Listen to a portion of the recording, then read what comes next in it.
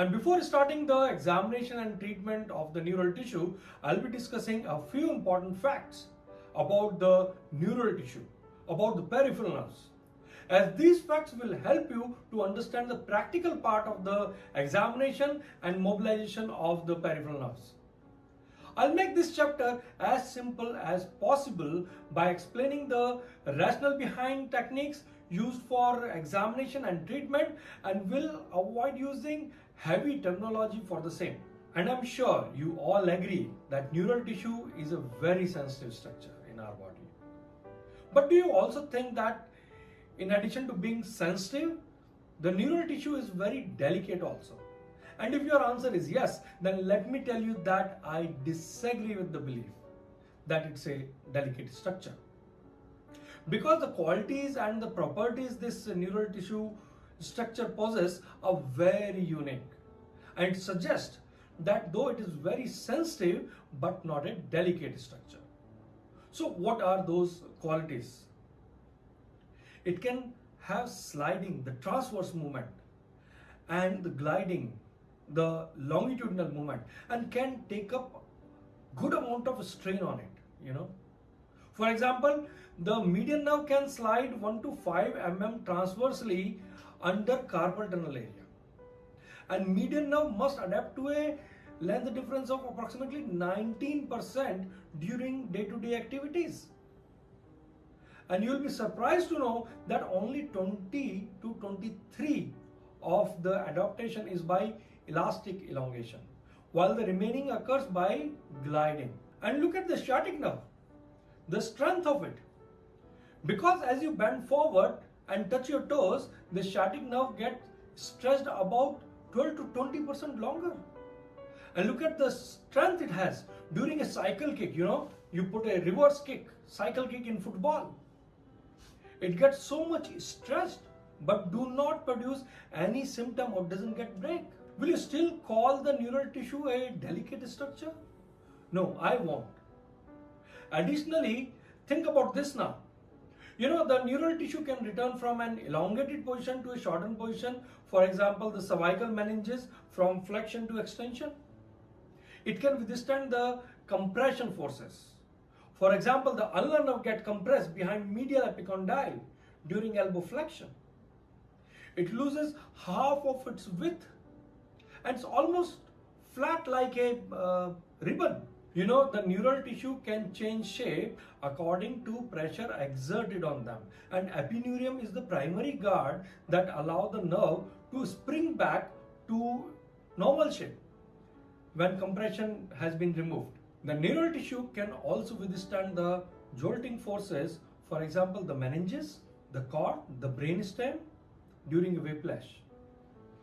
It can withstand the repetitive forces. For example, look at the median nerve in carpal tunnel of a musician. He constantly bangs it while playing tabla, yet he doesn't get symptoms. It can also withstand the bending forces. For example, the tibial nerve behind knee during full knee flexion. It almost gets bent like hairpin, but doesn't get cracked or broken or give any symptoms. Now let's see how much strain peripheral nerve can tolerate and how much does it move during day-to-day activities.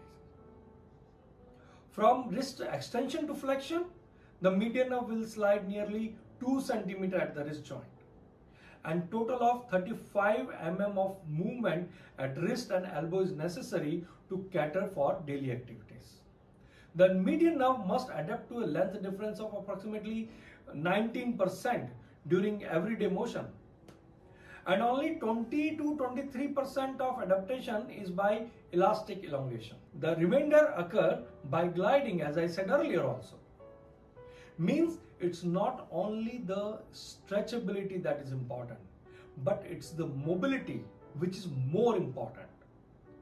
As already stated, that in daily activities almost 80% is because of gliding and only around 20% is because of stretching of the nerve.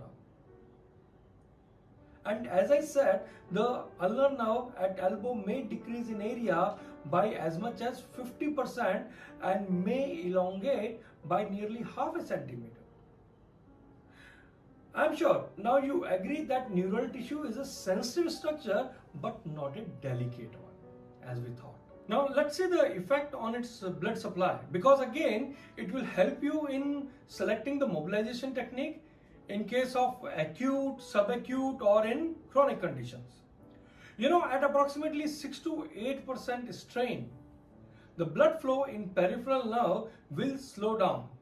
And if the nerve is compressed to 30 to 40 mm of mercury, it will reduce the venous flow from the nerve. And the nerve conduction will be adversely affected if this compression is held for an hour. It is also important to note that complete arrest of blood flow may occur at approximately 15% of elongation. So again, it is not the stretchability of the nerve, but the mobility of the nerve that is important to cater day-to-day activities. The nerve might get inflamed due to excessive stretching, compression or injury, or due to obstructive flow of blood to nerve. Then the nerve becomes mechanosensitive. Means any mechanical activity like joint movement involving nerve will provoke symptoms. And it can be tested by skilled palpation of the nerve at multiple places along the course of the nerve, and by specific test for that peripheral nerve. The neural tissue mechanosensitivity, the local tenderness over the nerve trunk and pain in response to limb movement that elongate the nerve is a recognized feature of pain of neural origin. And skilled palpation can help in clinical diagnosis to know if the neural tissues are involved or not. You might be wondering, why do we need to palpate same nerve at multiple locations if it's already producing pain at one site? The answer is that nervous system is a continuous structure and one must palpate the same nerve at least at 2 different locations to establish if it is the neural pain or involvement of other local tissue in that vicinity. For example, like when you only palpate the radial nerve at elbow here and the patient complained of pain, it is difficult to make out if it is tennis elbow or the involvement of the radial nerve. But if you also palpate radial nerve in the radial groove and at the distal end of the radius, you can easily differentiate it.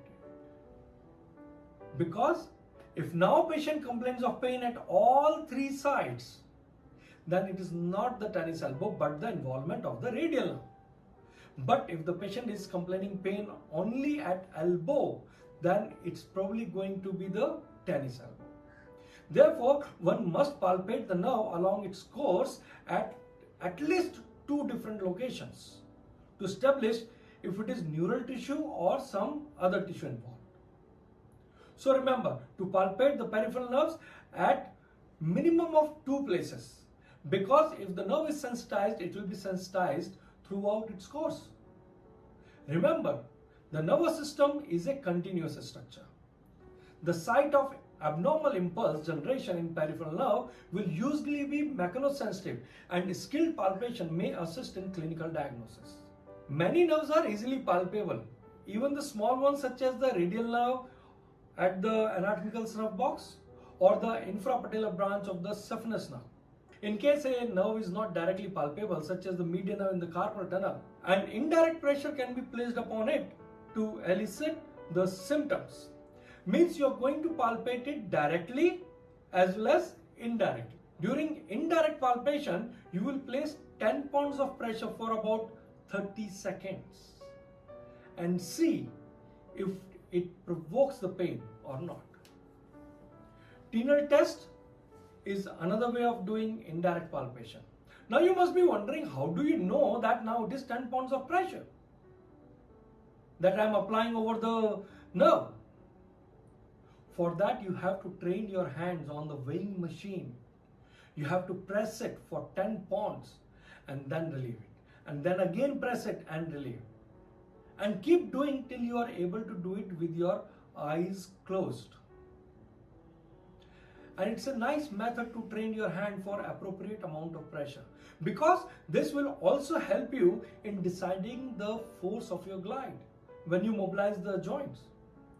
Okay, so back to the topic that you can palpate the nerve using direct as well as indirect method. Now the question comes, how the nerve feels like? How do you know that it is the nerve only? Maybe it is a tendon or ligament or some blood vessel, isn't it? So remember, when you palpate or put pressure on the nerve, they are hard, harder than tendon, far harder than arteries, and have almost slippery feel because of their mesoneural sheath that allow them to slip away from pressure. And you know, the nerves are as hard as electric PVC wire. You can't compress it. And I'm sure during your physio school time, you all must have palpated nerves while doing cadaveric study. So this was all about palpating the nerves at different locations. And along with palpation, we are also going to do special tests to see if nerve is involved or not. Now tell me, what is the name of this test? Maybe you are saying it is the upper limb tension test for the median nerve, or upper limb tension test for the radial nerve or ulnar nerve. Or sometimes you also call it ultt for median, radian or ulnar nerve. And you remember that to perform day-to-day activity, it is only 20% by stretching or elastic elongation of the nerve, while 80% of the movement is because of the mobility, the gliding of the nerve. Then why are we calling it a tension test? And why are we checking the stretchability of the nerve, especially when it is already sensitized? And don't you think this will further increase the sensitivity and the inflammation of the nerve involved?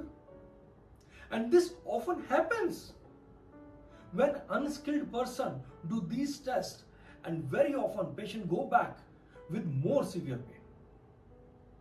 So it's not a good idea to call it a ultt or tension test, because I would say it gives the wrong impression to the student that they have to check the tension, the stretchability of the nerve while doing this test. Remember, you are not checking the stretchability of the nerve while doing this test. Rather, we are checking the mobility of the nerve and its relationship with the surrounding structures. We want to see how mobile the nervous system is and how good is its blood supply. We are going to check the physiology of the nerve. So I won't call it ultt or upper limb tension test or lower limb tension test. Rather, I will call it neurodynamic test, as this lovely terminology was given by Michael Shackalock in 1995, and which is very appropriate terminology, I would say.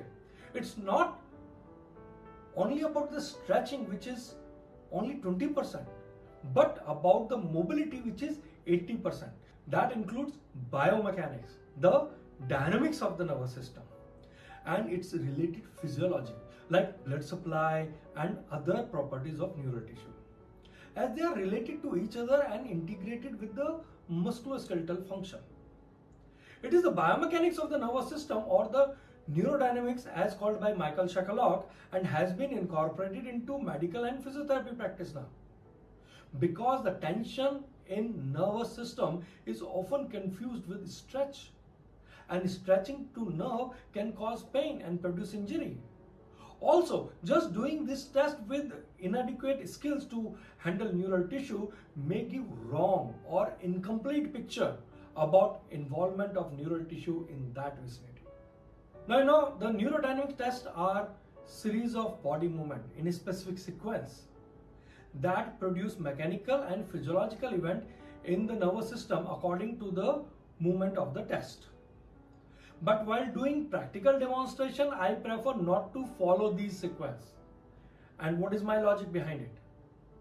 Because my practice is patient-centric practice. And I prefer to test my patient in such a way that even by mistake, I shall not provoke pain or do not sensitize any of the affected nerve. Now let's discuss, when will you call these neurodynamic tests positive? Obviously, when it produces patient symptoms the symptoms I'm talking about, like pain, numbness, or tingling, or probably all of them, you call it positive, obviously. Also, you're going to compare it with non-affected side and check the amount of asymmetry. You're going to check it in the right side, and then you're going to check it on the left side also. Okay, and check the amount of asymmetry in terms of limitation of range of motion, resistance in the movement, production of symptoms during movement, and correlate them clinically. These symptoms shall get eased with neural offloading or anti-tension position. Means when you put it in the resting position, the symptom should go off. Also, we'll be checking the movement of distant body part like neck. You ask the patient to move the neck, okay, along with the test or along with the SLR, and check its response to the symptoms. Usually, the symptom shall be provoked by movement from both ends of the nervous system, but not necessarily all the time. In rare case, the symptom might get reduced by adding the movement at distal end due to release of pressure while moving neural tissue in opposite direction. Now, why I am saying sometime passive neck flexion instead of increasing symptoms may relieve symptoms. You know the reason behind it? Let me explain it with the help of my stretchable band. Take this example. Imagine this is the nerve and there is a swelling in the nerve. And as we discussed, the tissue around the nerves also makes a tunnel for it. So imagine this is the tunnel. And when you're doing SLR, this swelling getting stuck, so the sliding of the nerve is affected. Now it is getting more stretched and this swelling is getting stuck in that area and giving pain to the patient. But if I add the passive neck flexion, now add the passive neck flexion, look at this. Now it has gone backward and it is released, and you add the SLR, it is getting stuck. So this is producing symptom, but we add the passive neck flexion, it relieves the symptoms. Now I'm sure it is clear to you why occasionally passive neck flexion may relieve symptoms instead of increasing symptoms. So let me do it once again. So when I'm doing SLR, the node is getting stuck in the tunnel and patient is getting pain. But now I'm adding the passive neck flexion, so the node is moving in the cephaloid direction and avoiding compression in the tunnel. So there is relief of symptoms. But if there is no passive neck flexion and you're doing only SLR, it is getting stuck and giving symptoms to the patient. And I'm sure now it is much more clear to you. The nerve could be affected either due to altered mechanics or physiology, and we are going to call it pathomechanics or pathophysiology.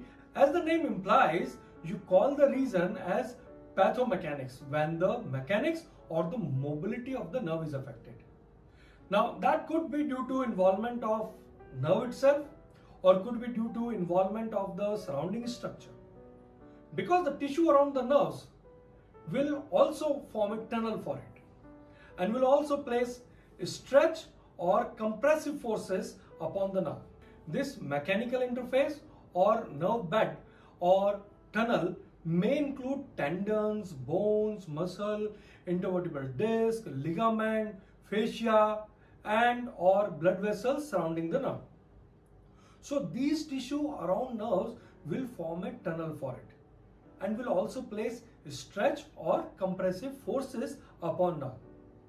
You can use the brake wire analogy to understand this mechanism.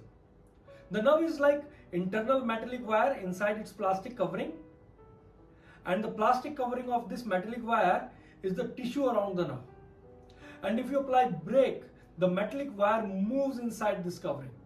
So either the wire or the covering, if any of those two structures are affected or injured or broken or adhere to each other, the mobility of the wire or the nerve will get adversely affected and hence may invoke symptoms. Mobility of the nerve is also important because the blood circulation and nutrition to nerve will optimally take place due to movement of the nerve and the surrounding structures and the relative movement in between nerves and these surrounding structures.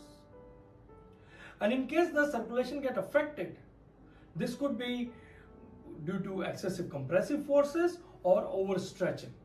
The normal physiology of the nerve will get affected and neural tissue will get inflamed and sensitized.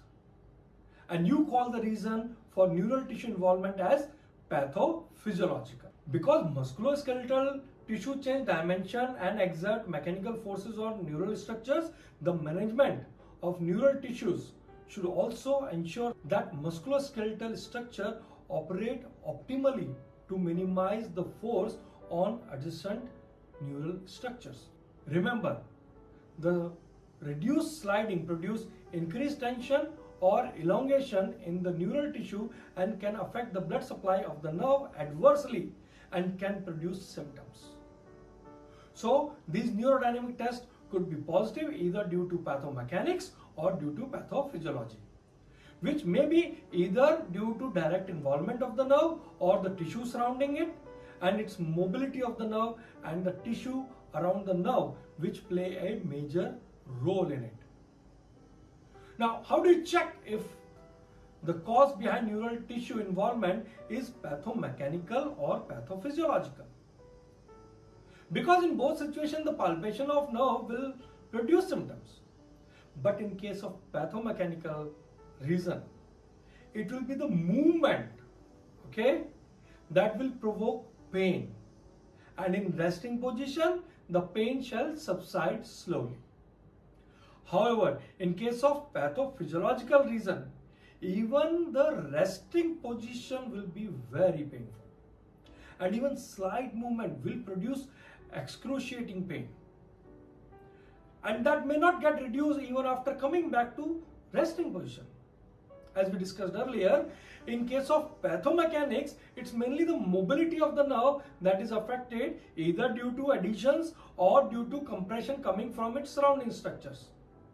So goal of the treatment would be to increase the mobility by breaking these adhesions or removing compression from the nerve, which can be treated either by giving mobilization to the surrounding structures or the nerve or to both.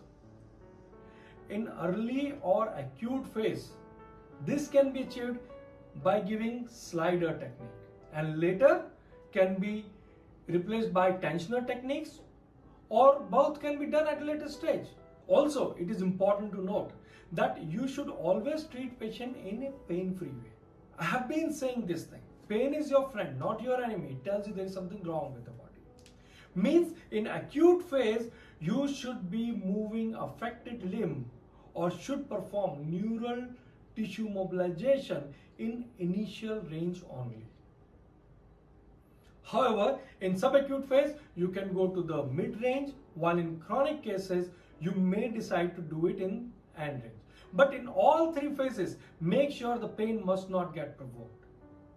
Because if you provoke the pain, you will set up new inflammation and hence the sensitization of the neural tissue. Also, it is important to note that during initial phase of movement, you are only taking out slack of the nerve.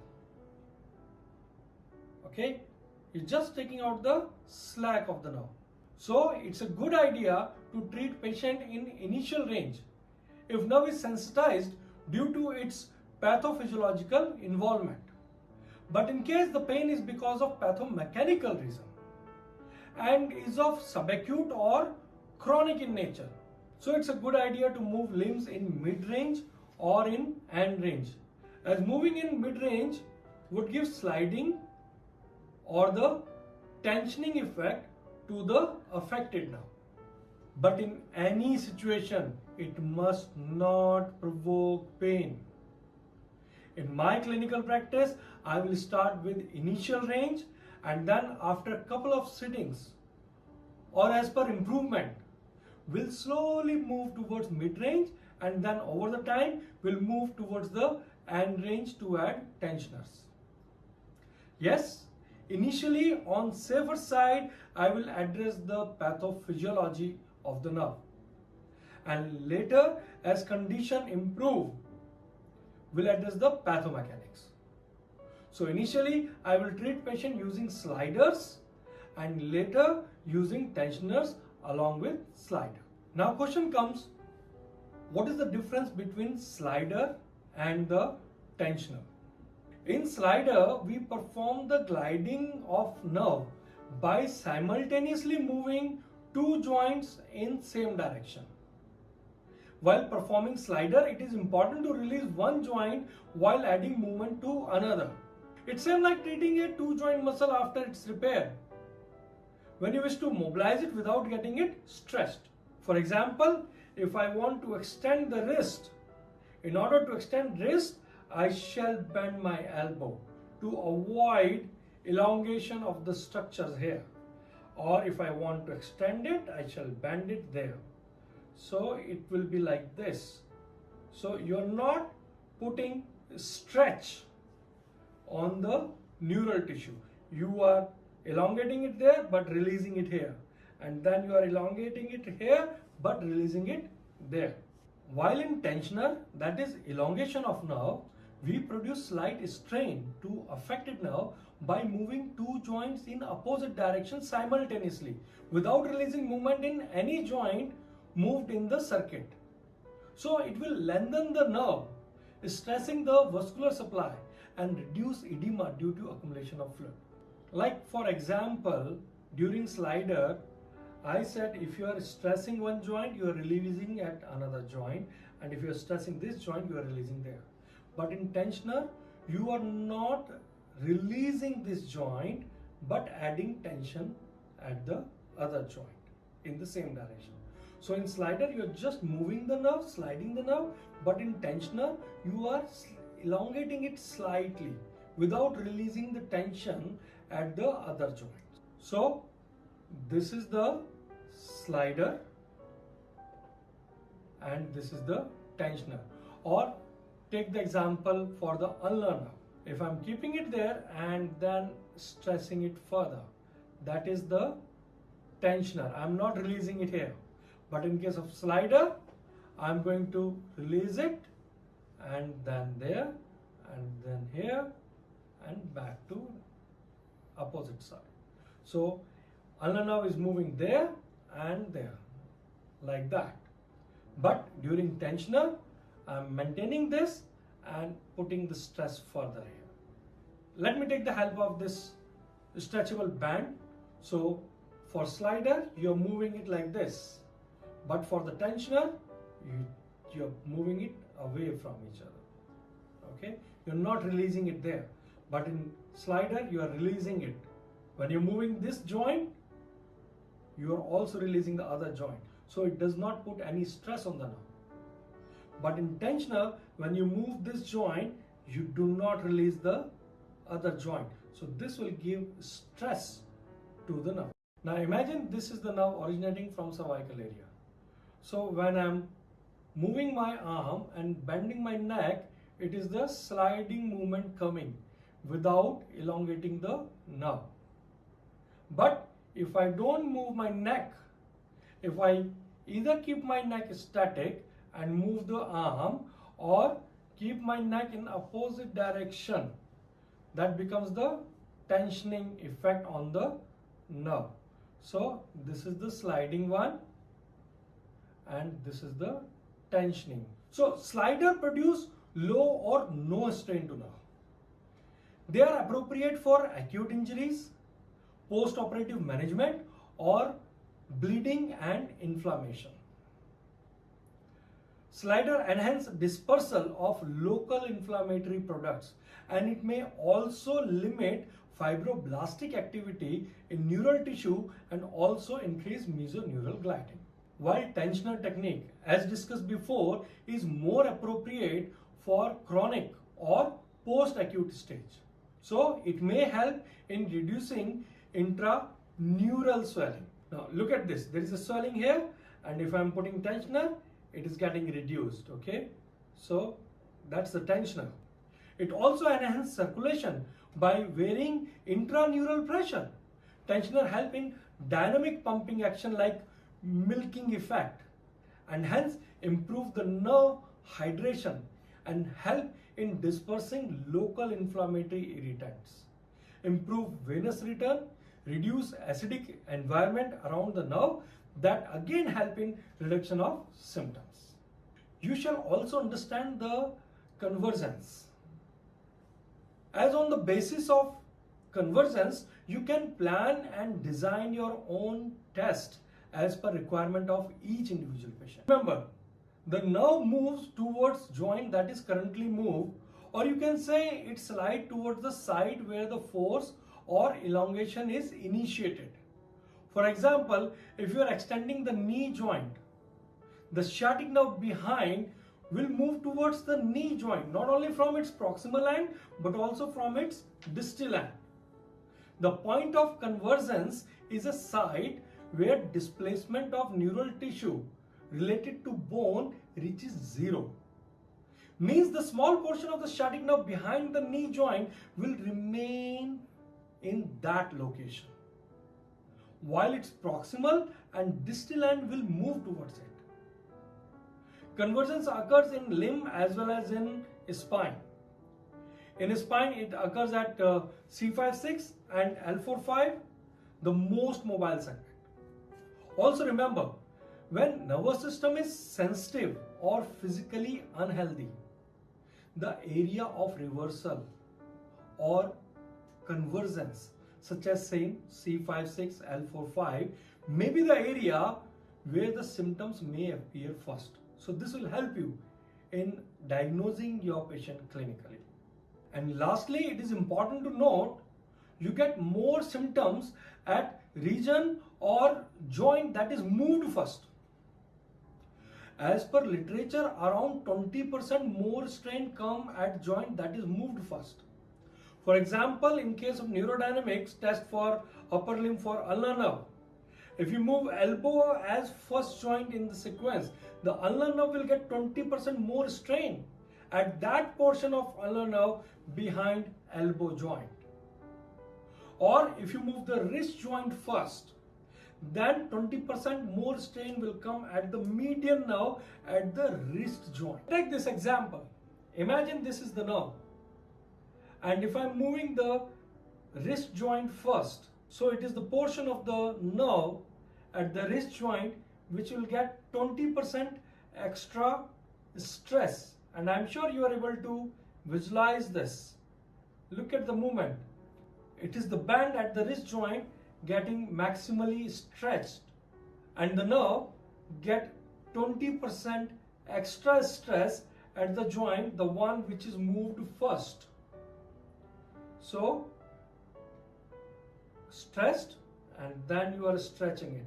So this was the demonstration to make you understand how and why the nerve get more stress at the joint which is moved first. So remember, as per research, as per literature, the nerve get 20% more stress at the joint that is moved first. So this will also help you in designing your neurodynamic test as well as the treatment for the same, because you don't want to strain that portion of the nerve, and accordingly you can change the sequence as per individual requirement. So with this information, I shall end this chapter and see you in the upcoming chapters where we'll be applying all these informations while demonstrating practicals. Thank you very much.